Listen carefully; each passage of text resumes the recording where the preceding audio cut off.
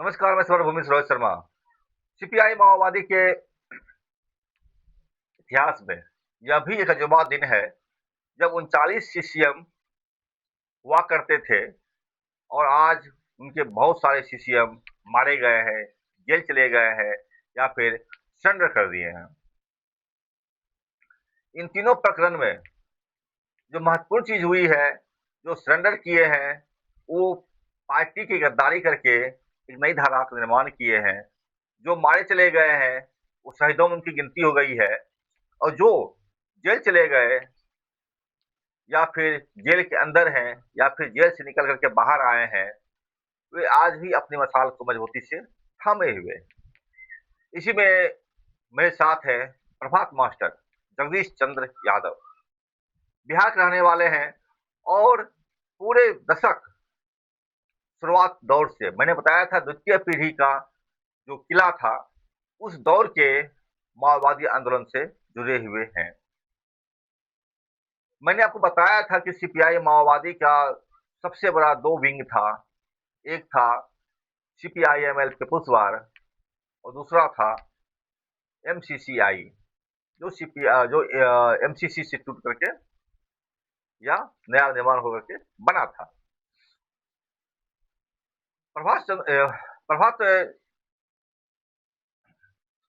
प्रभात जी जब जेल गए, उन्होंने ये बताते हैं कि अपने लाइफ में पहली बार ये जेल की यात्रा किए, गिरफ्तार हुए और वहां जाने के बाद लंबे दिन तक रहे और वहां उन्होंने जो कुछ अनुभव किया, उस अनुभव को हम आज उनके माध्यम से आपके साथ चाहते हैं साझा करना कि जेल के अंदर में क्या चलता है, माओवादियों की गिरफ्तारी के बाद क्या होता है और जब वो निकल के बाहर आते हैं तब क्या चलता है। इस पूरे प्रकरण पर हम बात करते हैं। लेकिन एक चीज और भी है, सरकार नेताओं में और कार्यकर्ताओं में एक विभेद करती है, यह भी एक हकीकत है। खैर, हम उनसे बात करते हैं और जानने की कोशिश करते हैं कि इनकी गिरफ्तारी क्यों हुई, कैसे हुई और क्या जिस तरह से आज चल रहा है संघर्ष करके गिरफ्तारी दिलवाना, उसकी प्रोसेस भी एक दिखता है। प्रभात जी, बहुत स्वागत समय भूमि में है आपका। अक्सर देखा जाता है कि कई लीडर्स जो माओवादी होते हैं, काम करते हैं माओवादी पार्टी में, लेकिन वो अपनी गिरफ्तारी को मतलब अपने सरेंडर्स को गिरफ्तारी दिखाने की कोशिश करते हैं ताकि लोग को लगे कि मैं गिरफ्तार हुआ हूं, मैं सरेंडर नहीं किया हूं। कुछ लोगों का ये आरोप हो सकता है कि आप की जो गिरफ्तारी हुई थी वो सरेंडर्स का भी रूप हो सकता है। तो इसको आप किस रूप में देख पाते हैं? या आपकी गिरफ्तारी कैसे हुई थी, कब हुई थी, क्यों हुई थी?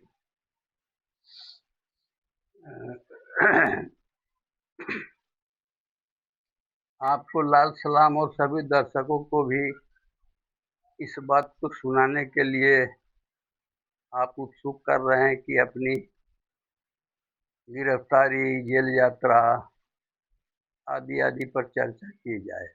जी। तो इसके लिए मैं अभिवादन करता हूँ, लाल सलाम करता हूँ और उसके बारे में धीरज रखने वाले लोग जो क्रांति के अंतिम लक्ष्य की पूर्ति तक आशा में हैं, भारत में क्रांतियां पूरा कब होंगी, क्या होंगी, तो उन लोगों को भी उत्सुकता, लालसा को हम अभिवादन करते हैं। क्योंकि जो लड़ते हैं और जो लड़ाई के समर्थन में हैं और लड़ाई के परिणाम के लिए भी प्रतीक्षा में हैं, तो वो सभी लड़ाई के विभिन्न रूपों में साथ होते हैं। हम लड़ाई लड़ते हैं तो जनता में उत्साह होता है और हम जब लड़ाई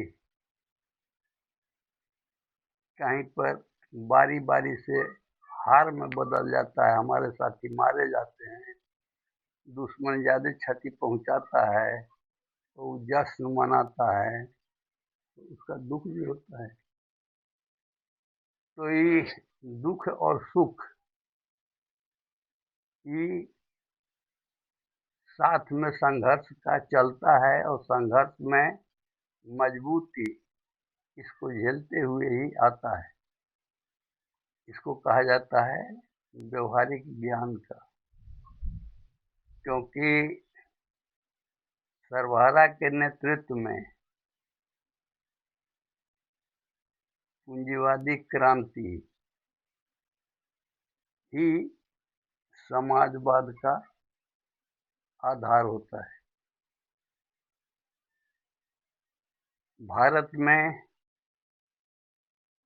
पूंजीवादी व्यवस्था आकर के इस पर हावी हो गया, और सामंतवाद के खोल में यहाँ पर राजे महाराजे जमींदार शासक वर्ग का बहुत सा रूप, जो आज अपने विभिन्न तरह के नौकरी करते हैं, लेकिन अभी भी शासक की जगह पर हम राजपूत हैं, हम भूमिहार हैं, हम ये हैं, हम वो हैं, और अपने अधीन जो उनका जमीन का कब्जा करके रखा है, उस पर भूया चमार दलित महादलित आकर के खेती बाड़ी करके उनको लालन पालन करता है, और सीना चौड़ा करके कहते हैं कि आजाद भारत हो गया।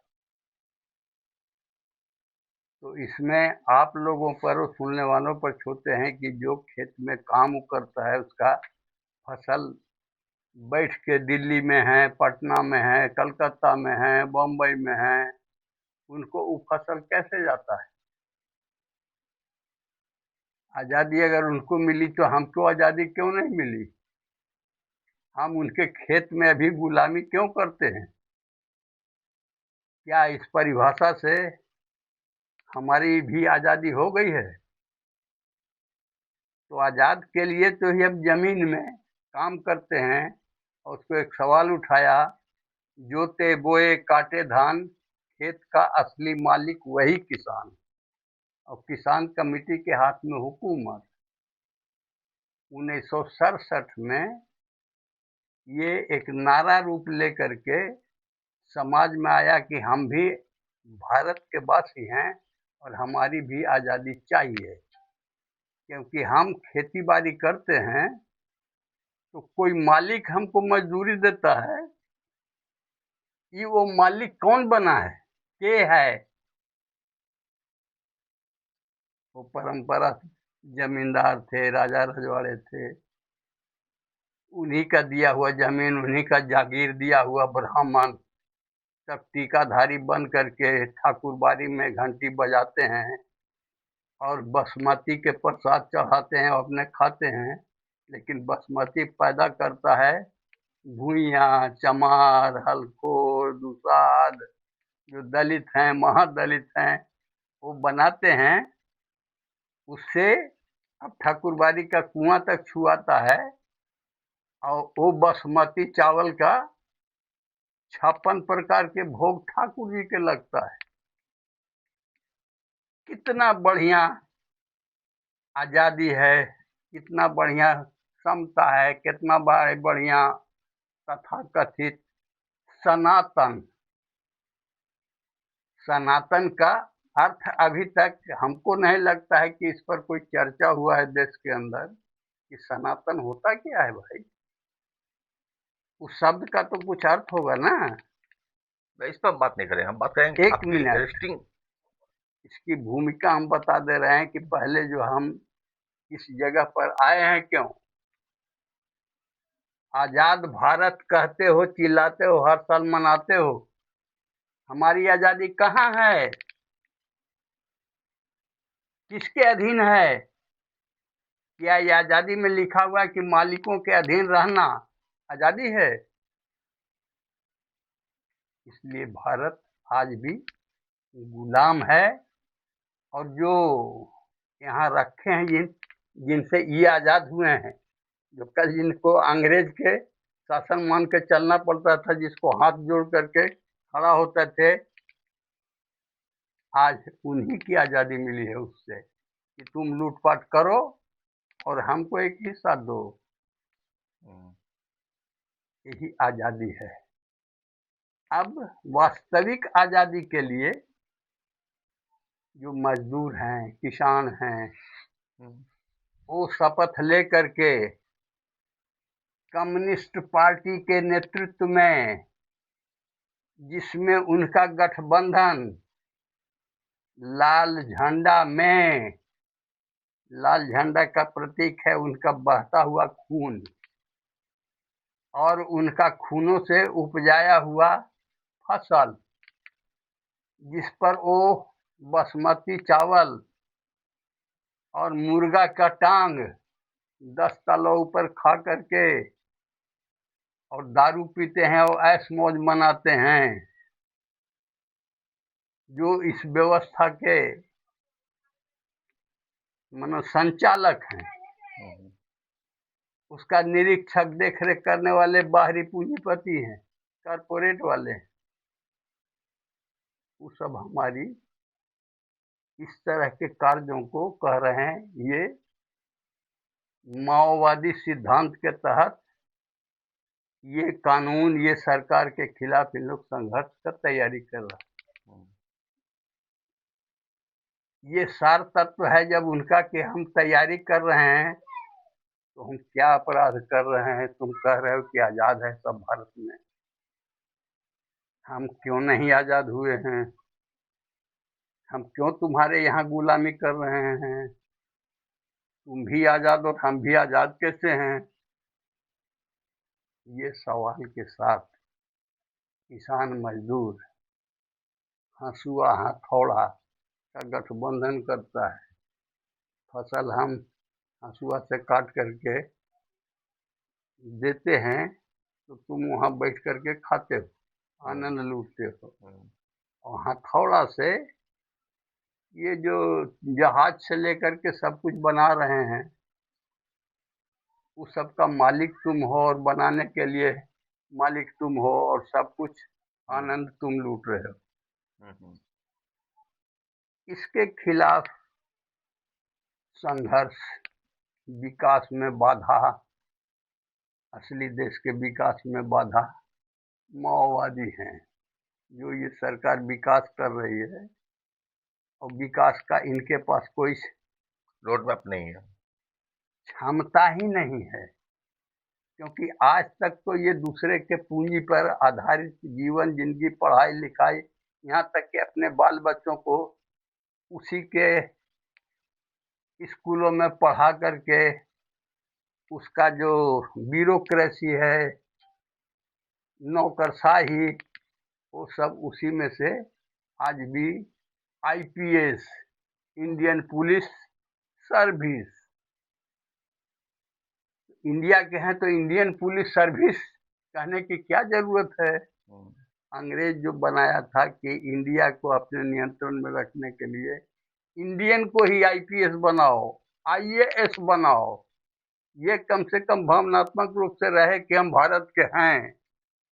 और उन्हीं की आजादी दे करके बाकी जो यहाँ पर आधी आबादी से ज्यादा जो अभी गुलाम हैं, उन पर नियंत्रण करने के लिए इनकी पढ़ाई लिखाई और ये जनतंत्र और ये लोकतंत्र और क्या क्या कह करके प्रचार किया जाता है, लेकिन यथार्थ में ही लोकतंत्र जनतंत्र नहीं है।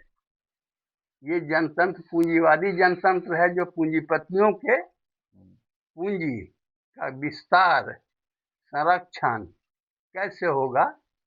वो पूंजीपति भी देशी नहीं है, वो सब विदेशी हैं, और उन्हीं को भारत में ला करके, सुनते नहीं है सब बड़े बड़े प्रधानमंत्री से लेकर के सब मंत्री गौरवान्वित होते हैं, हम पूंजी निवेश के लिए आमंत्रण कर रहे हैं, पूंजी निवेश के लिए।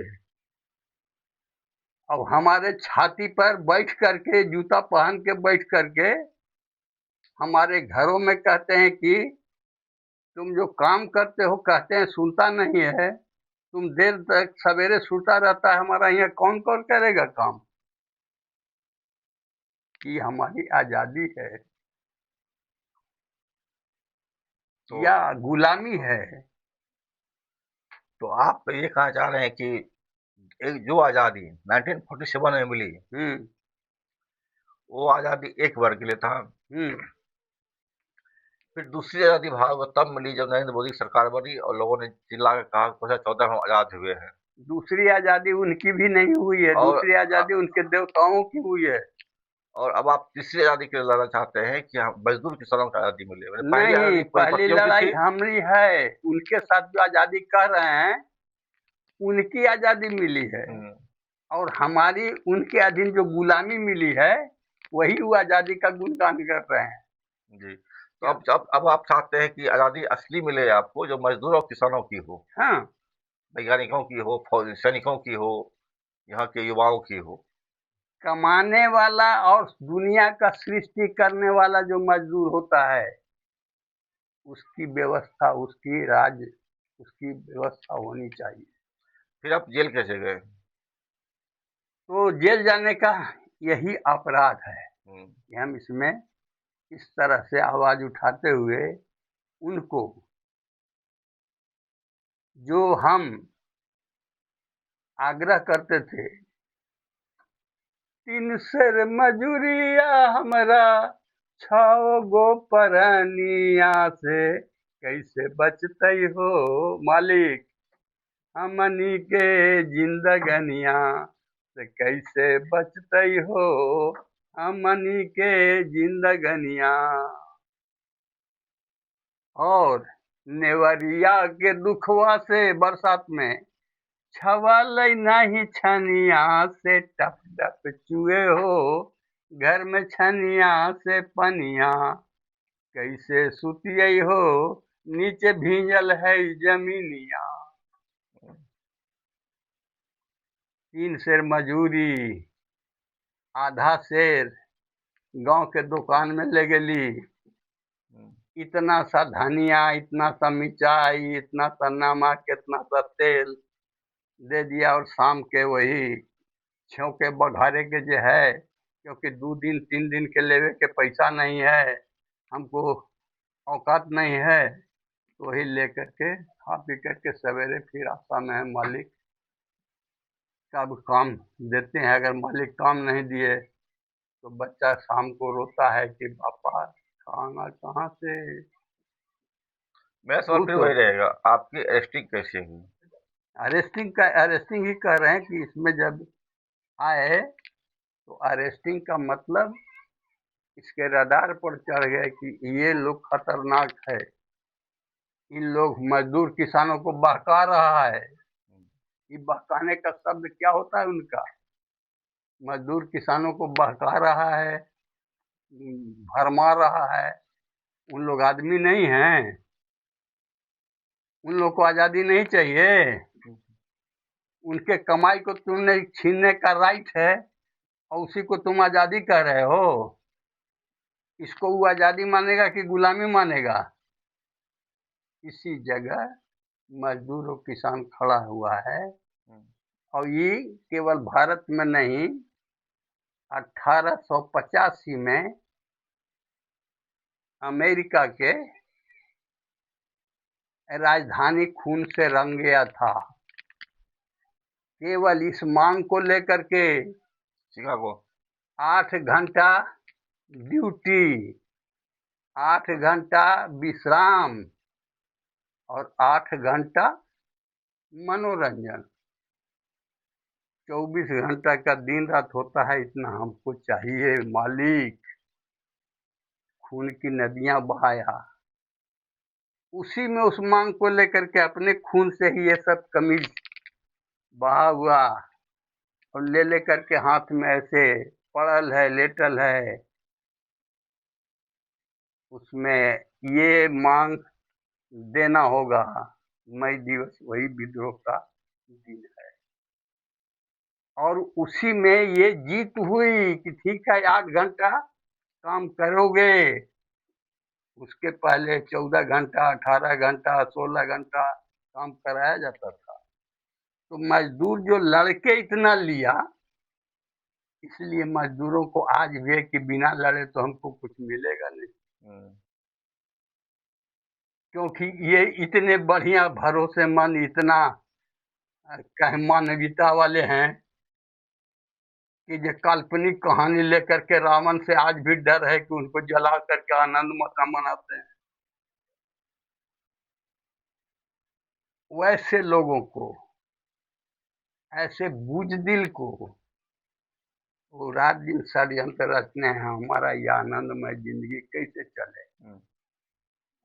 तब वही आया लाल झंडा, और लाल झंडा के लेके 1885 से लेकर के अभी उसी में दुनिया में मजदूर।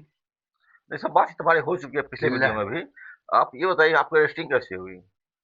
अब आते हैं रेस्टिंग पर। तो हम इस इलाके में काम कर रहे थे, इसको ये मध्य जोन कहा जाता था, जो रोड से मध्य जोन है रेलवे लाइन, और इधर रोड से लेकर के उधर आपको इसका ऐसे सीमा कोई से नहीं है, लेकिन उधर पलामू तरफ उस वन रेखा जोन था उस तरफ।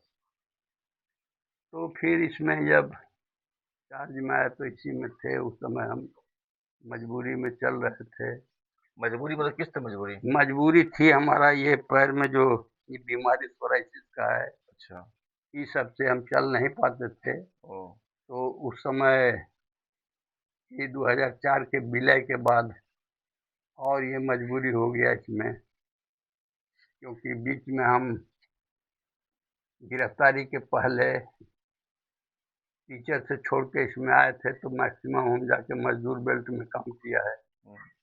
और मजदूर बेल्ट में आज भी बनाया हुआ हमारा वो मजदूर संगठन समिति एक यूनियन है जो चल रहा है। तो हम वही एक दिन यहाँ पर एनकाउंटर हो गया हमारे साथ, जो कंपनी था उसको क्षति तो ऐसा नहीं हुआ, लेकिन इनकाउंटर हुआ पुलिस से? पुलिस के साथ। अच्छा। और कंपनी का हम सलाह दिया कि ये जो छोटा जंगल है लुटुआ और बड़ा चक्करबंधा वाला, इसमें से कंपनी को हम कहा कि आप लोग थोड़ा हमको छोड़ दीजिए, इसी स्थिति में वो आप लोग अपना शक्ति अर्जन करने के लिए, वो अपने बचाने के लिए चले जाइए दक्षिण तरफ। उन लोग चले गए। तो फिर हमारे ऊपर और दबाव बढ़ा। किसका? पार्टी का? पुलिस का। पुलिस का, अच्छा। या तो ये तो हम 14-15 को फोर्स के साथ रहने लगे इधर। तो इधर से मदनपुर तरफ से, उधर डुमरिया तरफ से, इमामगंज तरफ से 4-5 हजार फोर्स इसमें हमको खोज निकालने के लिए। तो मजबूर है, वो तो चल फिर नहीं पाता है, वो तो ढंग से चलता है। वास्तविक बात था। तो उन लोग जब वहाँ से चले गए तो उसके बाद हम व्यवस्था किए कि अब थोड़ा यहाँ पतझड़ हो गया है, अप्रैल का महीना था, अब मई आ रहा है, जंगल में पतझड़ हो जाएगा, सब जगह पानी भी नहीं रहता है।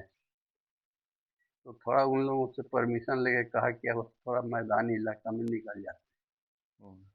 हाँ, क्योंकि ऐसे में अगर घेर लिया 5,000 फोर्स, तो 15-16 को कितना देर लड़ोगे?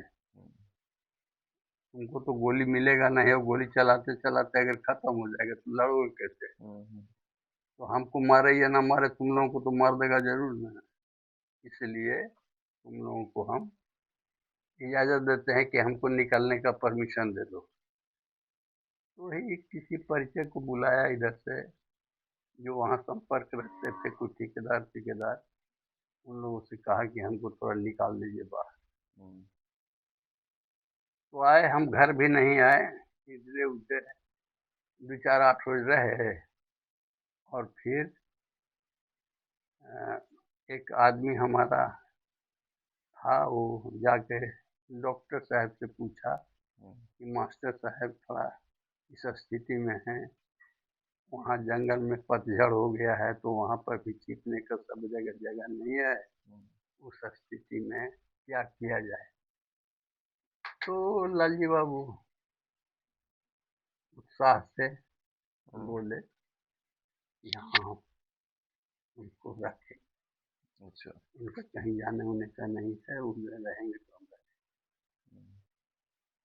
तो वहाँ करीब पूरा मई हमरा फिर वहाँ, जब तक पतझड़ है पता नहीं हो रहा है तब तक जाने का ये नहीं था। उसी क्रम में उनके पास रह रहे थे, धीरे धीरे ज़्यादा टाइम रह गया, 1 डेढ़ महीना रह गए।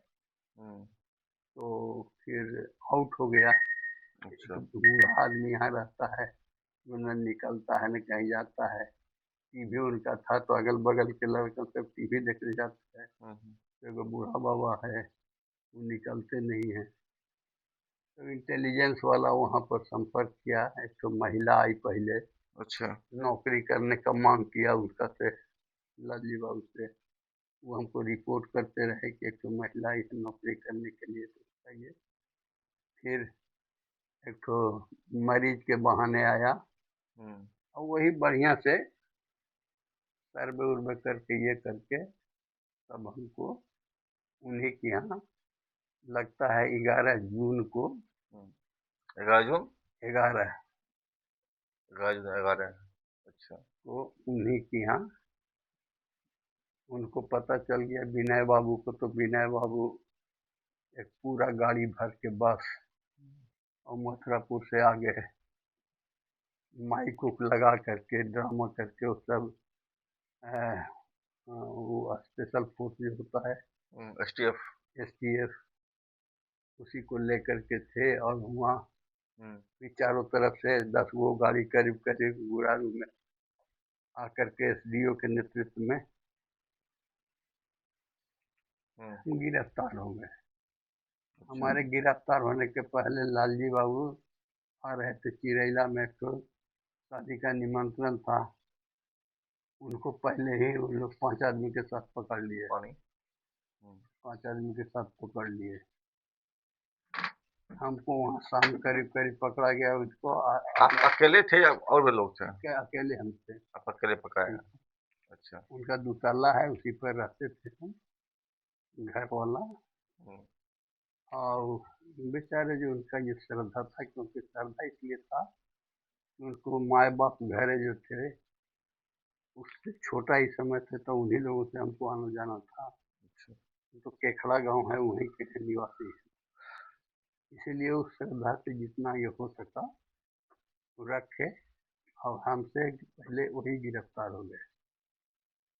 तो 11 जून करीब 6 बजे शाम को लगभग हम गिरफ्तार हुए। उसमें टेकारी के SDO वगैरह सब था। ऐसे तो सुनते हैं कि बाबूराम उस समय SP नहीं हुआ था, वो भी सही था। अच्छा।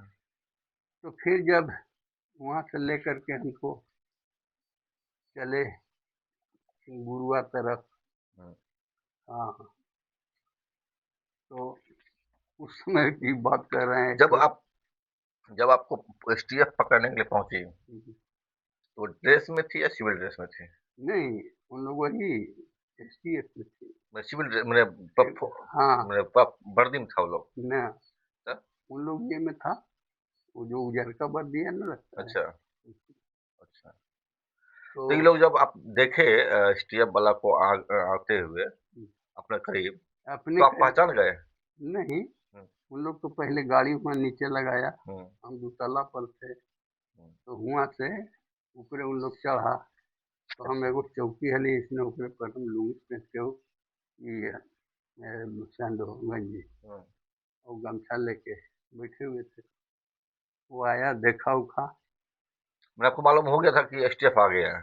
नहीं, जब यहाँ आया हमारे पास तब वो मालूम कब हुआ, मालूम हुआ? उसके पहले नहीं मालूम। अच्छा, अच्छा। आ गया तब हमको पकड़ा। तो जिसमें आपको अरेस्ट किया गया था उसके पास क्या क्या था? 47 था या क्या था किसका? आपके हाथ में?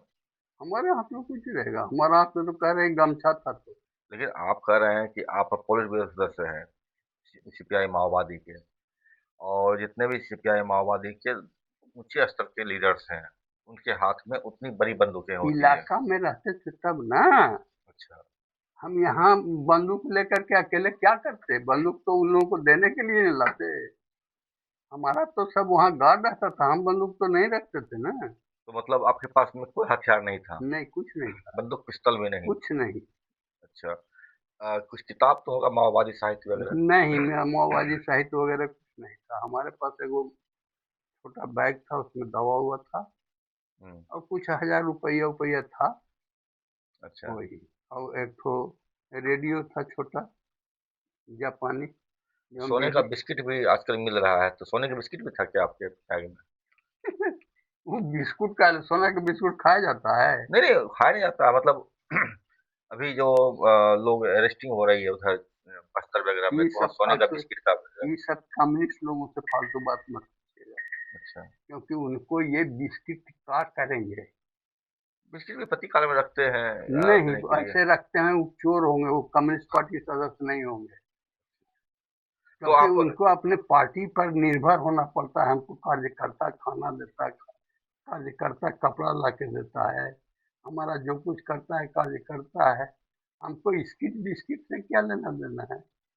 अच्छा, तो आपको पुलिस ने एसटीएफ ने पकड़ा आपको, हम्म, तो आप जब आमने-सामने हुए, हम्म। एसटीएफ ने कुछ कहा या आपने कुछ कहा उसको? नहीं, हमको पकड़ा। पकड़ लिया, हाथ पकड़ लिया हाँ, आपका? चलिए। अच्छा। तो चलिए, तो उस समय हमको सीढ़ी से जब उतर रहे थे, कितना तो कितना आदमी अंदर गया था? वो 2-3 गो आया था, 2-3 गो आया था, और बाकी सब बाकी नीचे था? नीचे था। और समूचे गुरारू में हमको लगता है कि मानो 100-150 फुट था चारों तरफ से। अच्छा, घिरे हुए। तो उन्हें 10 गो 15 गो तो गाड़ी था खाली।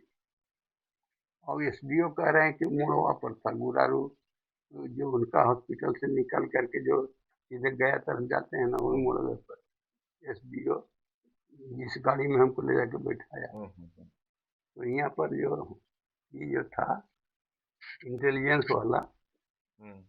वो हमको उतरते समय एक तमाचा मारा, साला बहनचोद, चलो उतरो, चलो उतरो, धक्का दे रहा हुँ, था। मतलब उन लोगों को कैरेक्टर के बारे में कह रहे हैं। हुँ, हुँ, हुँ। तो ले जाकर के हमको गाड़ी में बैठाया, तो गाड़ी में यहाँ से अपन गाड़ी में ले जाके मुड़वा पर एसडीओ था, उसमें हमको बैठाया।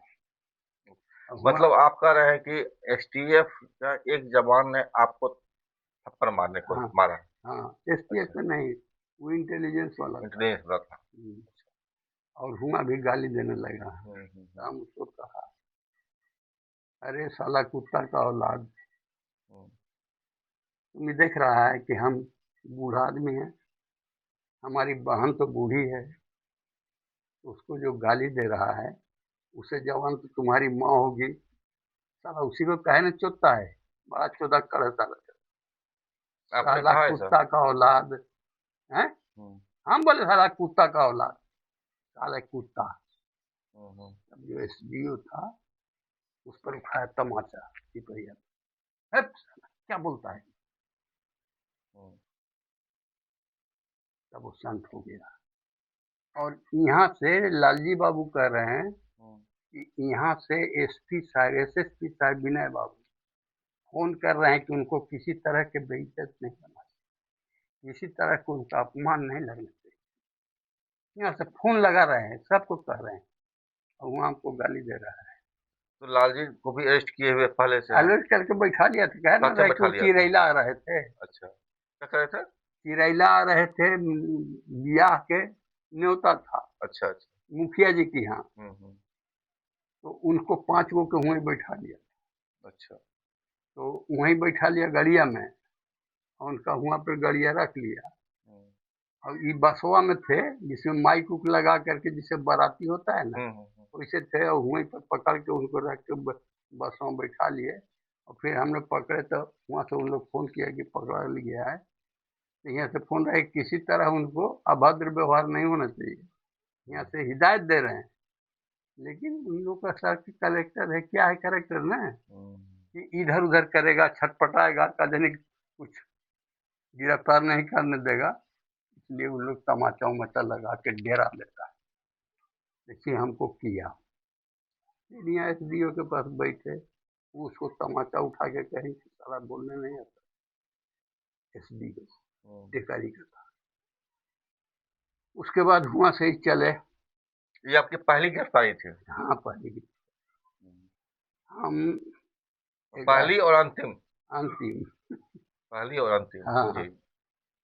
तो उसके बाद फिर वहाँ से उन लोग हमको एसडीओ साहब लिखा करके यहाँ तक इनको जिम्मा दिए विनय कुमार के, और उन लोग फिर वहाँ से लौट गया। विनय कुमार एनआईए के थे? उस समय ना एसएसपी, एसएसपी थे? अच्छा। गया के एसएसपी। जी। तो वही फिर ले चले तो फिर थोड़ा सा हमको संदेह हुआ जब दक्षिण चले।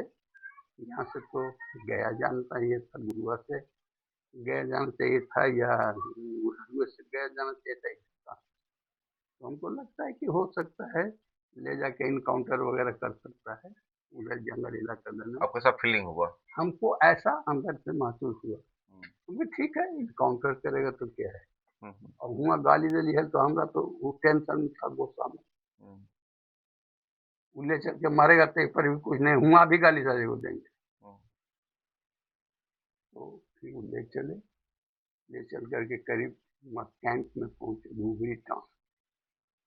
तो वहाँ पर करीब लगता है आधा घंटा लगा दिया, कैंप पास है खोल नहीं रहा था परमिशन देने की। तो फिर एसएसपी साहब विनय कुमार फिर गए वहाँ कमांडेंट से मिलने। क्या नहीं खोल रहा था? हैं? क्या नहीं खोल रहा था? गेट नहीं गेट खोल? हुआ गेट कैंप नहीं? वालों गेट हुआ। अच्छा। डर से कि पता नहीं माओवादी लोग आ के गया, हाँ के कौन है हैं, नहीं है, हाँ, डर से। विश्वास नहीं कर रहा था। हम्म। फिर वो गए विनय बाबू हैं। उसके बाद फिर हमको वहाँ गया, वहाँ रख दिया।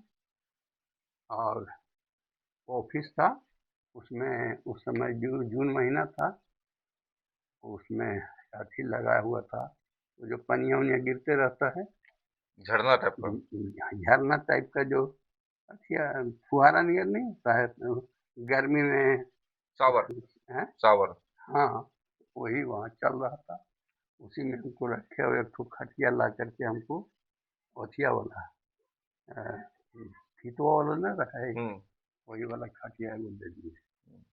रहे फिर खाना उना मिला। का नाम क्या मिला आपको? खाना मिला तो खाना कैंपवा में से मिला ना। नहीं, लोग बोलते हैं कि बिरयानी देते हैं इस टाइप में। नहीं वो अच्छा। हुआ पूछा था बिरयानी तो यहाँ पर चलन नहीं ना है। हम्म। उन लोग कैंपवा में जो अपना जो बनाते हैं खाते थे वो लोग अपना वही जो आपको खाते दिए? होते तो वही हमको आपको दिया। दिए? अच्छा। खाना बढ़िया था। अच्छा, जब आपकी अरेस्टिंग हुई थी तो यहाँ तो बहुत सारे लोग जुट गए होंगे देखने ना वाले? नहीं वो तो फिर आउट हो गया कि गिरफ्तार हो गए, तो उसी शाम को घोषणा हो गया कल बंद का। अच्छा। वो पार्टी कल, पार्टी की तरफ से? हाँ पार्टी की तरफ से ये हम्म। हुआ। हमको पूछे थे भी वहाँ हम्म। कि पार्टी बंद किया है कल। हम्म। उनकी पार्टी बंद किया है इसलिए कि आप हमको कोर्ट में हाजिर कीजिए, आप गिरफ्तार किए हैं, नहीं तो आप लोग ले जाके जने तने इनकाउंटर कर दीजिए। वो कहिए कि यहाँ था भाग गया जा रहा था ये है, इसीलिए किया है, हमको कोर्ट में हाजिर कीजिए।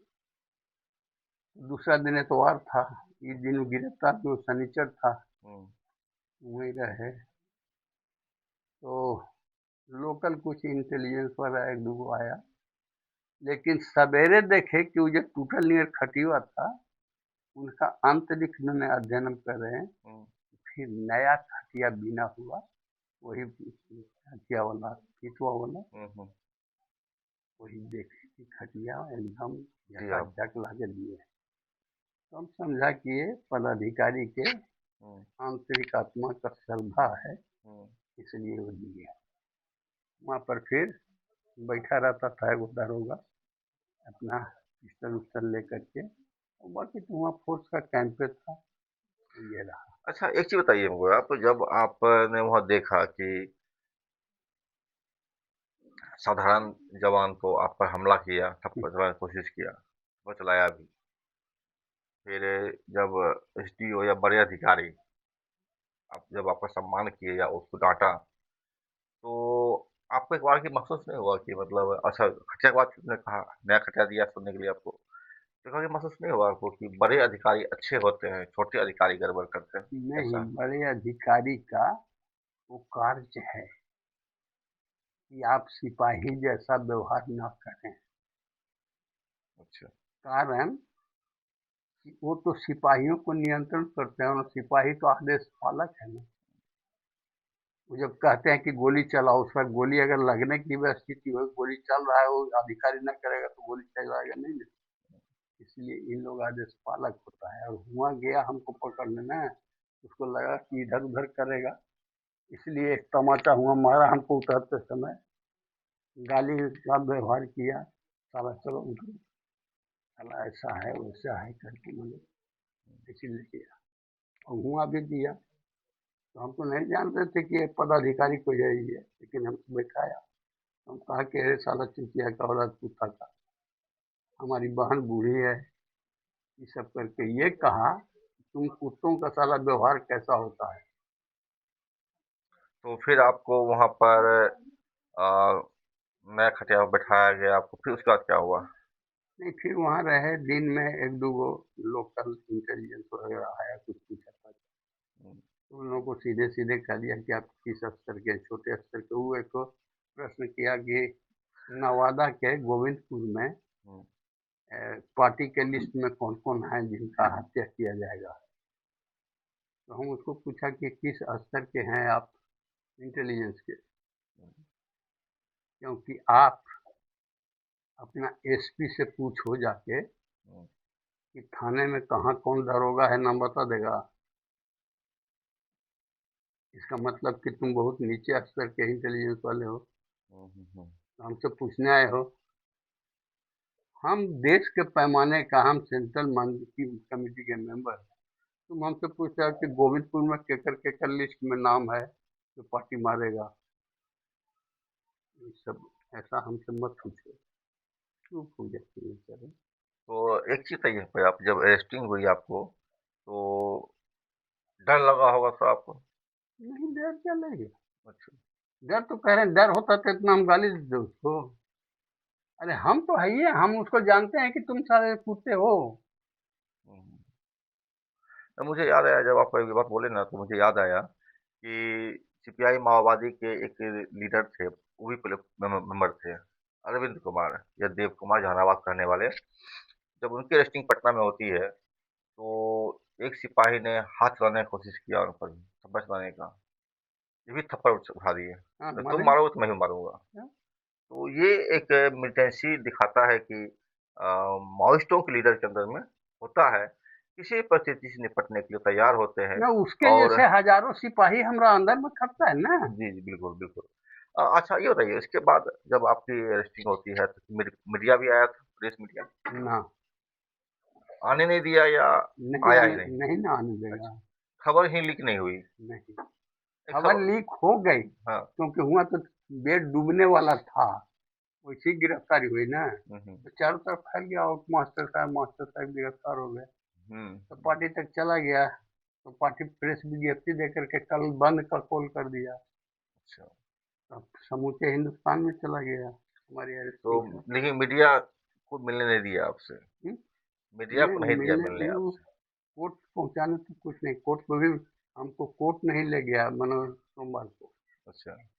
इतवार को तो ही रखा, हुँ, सोमवार के कोर्ट में मॉर्निंग चल रहा था, वहां से ही विनय बाबू पैजामा, कुर्ता, हुँ, गमछा हुँ, सब दे करके, हुँ, और वहाँ पदाधिकारी कहे कि उनको कोर्ट में हुँ। ले लिए।